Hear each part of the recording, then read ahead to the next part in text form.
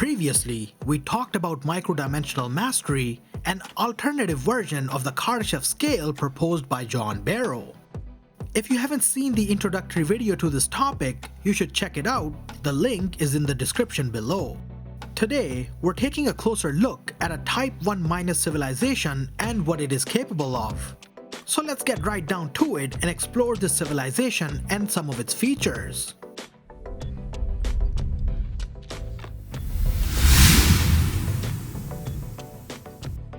A Type 1- civilization is one that is capable of manipulating objects at a macro level according to the microdimensional version of the Kardashev scale. In other words, it can only control matter at the observable level with whatever senses the civilization possesses to observe things. In terms of human civilization, this would equate to being able to manipulate only the things we can see with our eyes or touch with our hands.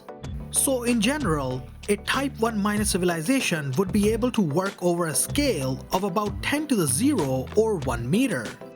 But even then, this civilization is not to be taken lightly. Although it can only manipulate objects over the scale of itself, this type of civilization can still accomplish pretty great feats. For example, being able to make simple tools using stones and sticks would be the starting point for a Type 1- civilization. But it doesn't stop there. This type of civilization could use these tools to build small structures like huts, cabins, and shacks. And as its tools and methods refine over time, it could even start mining resources from its home planet, further adding to its abilities as a civilization. All this would enable such a civilization to be able to build even better, more complex structures such as water dams and tall freestanding buildings on its home planet.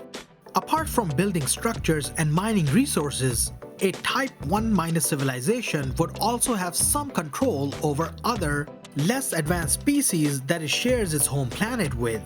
It would be able to use these species to its advantage, using them as transportation or a source of food as it pleases. But this practice may not be sustainable in the long run and could lead to some major trouble for a Type 1- civilization. Furthermore, the invention of motor vehicles is also something that a Type 1- could add to its features, since this too can be done without any knowledge of the micro realm. So even air travel could be within the capabilities of this type of civilization. Moreover, a Type 1- civilization could even develop a very primitive system of space travel, being able to at least visit its planet's natural satellites a few times. Maybe even build and send probes to nearby planets within its stellar system.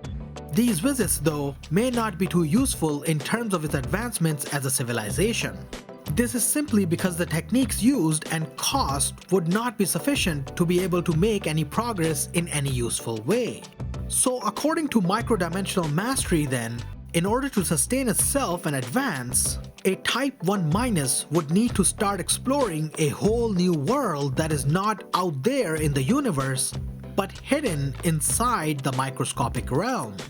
So, when a Type 1- is finally ready to set its attention on the micro world, it would then be on its way to becoming a Type 2- civilization. But that is a discussion for another time. If you enjoyed this video and want to see more, do leave a like, share, and subscribe to our channel if you haven't already. Until then, we'll see you in the next one.